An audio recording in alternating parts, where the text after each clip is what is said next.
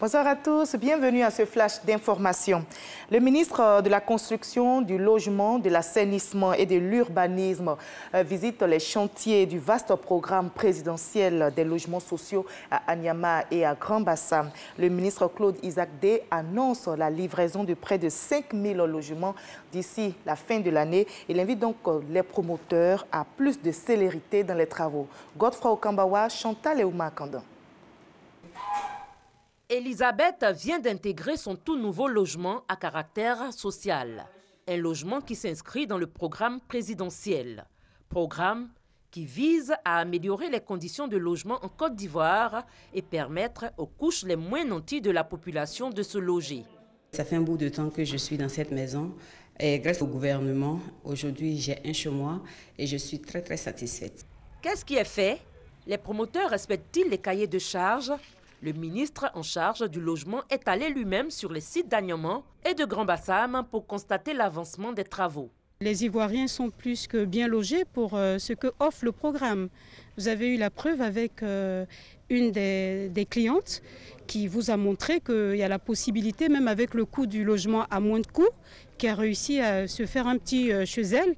L'État aussi a mis ses dispositions pour tous les acquéreurs. Maintenant, c'est à eux maintenant de savoir s'organiser pour garder au mieux et le plus longtemps possible un programme tel que vous l'avez aujourd'hui ici. Le promoteur était confronté à des litiges fonciers que nous sommes en train de régler. Donc, ce qui a permis de pouvoir accélérer la production de logements. Il y a un début d'accélération de la part des promoteurs, donc on a demandé d'être beaucoup plus performants, faire en sorte qu'on puisse livrer à la fin de l'année comme convenu. Comme Elisabeth, plusieurs acquéreurs ont déjà intégré leur logement.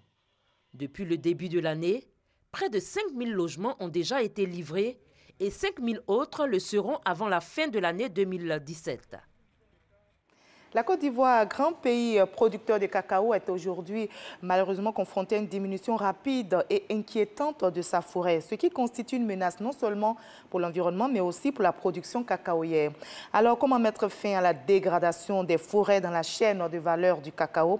La question préoccupe les acteurs du secteur public et privé. Ils organisent en ce moment même à Abidjan une table ronde sur l'initiative Cacao et Forêt pour trouver des réponses. La Côte d'Ivoire se prépare activement pour la mise en œuvre des objectifs de développement durable adoptés par les Nations Unies en 2015. Le ministère de la Salubrité, de l'Environnement et du Développement durable est en première ligne. Le ministère vient d'initier une rencontre à l'attention des préfets des régions pour les engager dans la mise en œuvre des ODD en Côte d'Ivoire. Quelles avancées en matière de lutte contre la traite des personnes en Côte d'Ivoire? Le ministère de la Solidarité, de la Femme et de la Protection de l'Enfant planche sur la question avec des organisations humanitaires. On note des avancées notables dans la lutte. La Côte d'Ivoire, justement, a durci la législation contre la traite des êtres humains. La ministre Mariatou Kone appelle donc à s'approprier la loi contre ce fléau. À l'étranger, au Burkina Faso, le ministre de la Culture et du Tourisme, Tahirou Barry, candidat malheureux à la présidentielle de 2015, a été exclu de sa propre formation politique qu'il dirigeait depuis 2010. La notion d'exclusion a été votée dimanche à son absence au cours du congrès organisé par son parti. Il lui est reproché de refuser l'alternance à la tête du PAREN, Parti pour la Renaissance nationale. Un nouveau bureau exclusif a été mis en place, a été mis en place et on note que depuis 2016, des tensions opposant le fondateur du PAREN, Laurent Bado, et Tahirou Barry sur la gestion du parti.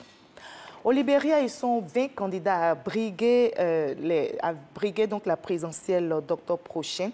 Et parmi ces 20 candidats, on note l'ex-footballeur international George Weah.